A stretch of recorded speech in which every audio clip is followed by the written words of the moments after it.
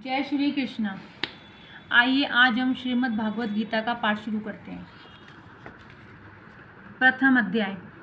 जब कौरवों पांडव युद्ध क्षेत्र की ओर प्रस्थान करने लगे तो महाराज धृतराष्ट्र ने इच्छा व्यक्त की कि मैं भी युद्ध का कौतुक देखूंगा। यह सुनकर महर्षि व्यास बोले, हे राजन, बिना नेत्रों के भला तुम क्या युद्ध देखोगे? अतः तुम्हारे वहां जाने का क्या लाभ है? प्रभु, देख नहीं सकता तो क्या हुआ, सुन तो सकता हूँ। धृतराष्ट्र ने कहा, मैं श्रवण कर लूँगा। तब श्री व्यास जी बोले, इसके लिए युद्ध में जाने की क्या आवश्यकता है?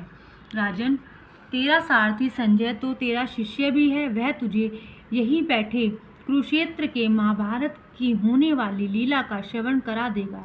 यह सुनकर संजय बहुत विस्मित हुआ और आगे बढ़कर श्रद्धा से श्री व्यास देव को नमस्कार करके बोला, हे भगवान, महाभारत का युद्ध तो कुरुक्षेत्र में होगा, जबकि मैं यहाँ हस्तिनापुर में बैठा हूँगा। प्रभु, मैं आपकी इस आज्ञा का पालन किस प्रकार करूँगा कि यहाँ बैठे बैठे ही महाराज को युद्ध क्षेत्र की बातें बता सकूँ? कृपा कर मेरी इस शंका का समाधान करें, हे भगवान। जब संजय ने बार बार ऐसी विनती की तो व्यास देव जी प्रसन्न हो उठे और बोले, हे संजय, कुरुक्षेत्र में जो कुछ भी होगा मेरी कृपा से वह सब यहाँ बैठे ही तुम्हें दिखाई देगा और बुद्धि के नेत्रों से सूझेगा।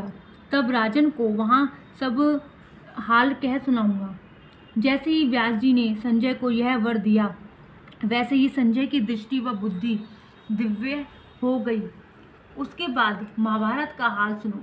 7 अक्षयहिणी सेना पांडवों की और 11 अक्षयहिणी सेना धृतराष्ट्र पुत्र कौरवों की, दोनों सेना एकत्रित होकर कुरुक्षेत्र की युद्ध भूमि में जा पहुंची।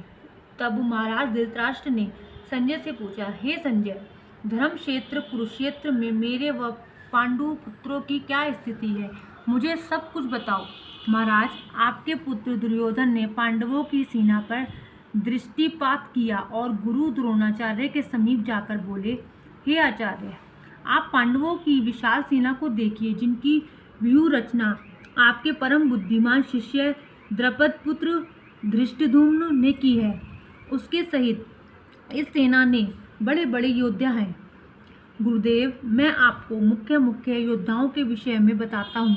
इस सेना में धनुर्धारी शूरवीर अर्जुन, युद्ध विद्या में निपुण भीम, राजा युयुधान, राजा विराट, महारथी राजा द्रुपद, महापराक्रमी धृष्टकेतु, चेकितान और महाबली काशी नरेश, पुरुचित, कुंती भोज, नरश्रेष्ठ शैव्य, युधामन्यु और विक्रांत, बलवान उत्तमौजा, सुभद्रा पुत्र अभिमन्यु और द्रौपदी के 5 पुत्र, यह सभी महारथी हैं। हे कुरुक्षेत्र, अब मेरी सेना ने के योद्धाओं के विषय में भी जान ले। एक तो आप स्वयं हैं, दूसरे भीष्म पितामह हैं, मेरे लिए जीवन का मोह छोड़ चुका मेरा मित्र कर्ण है, युद्ध को जीतने वाले कृपाचार्य हैं, मेरे निमित्त जीवन का त्याग करने वाले अश्वत्थामा हैं, जो अनेक प्रकार के शस्त्र धारण किए हुए हैं और जो युद्ध करने में बड़े ही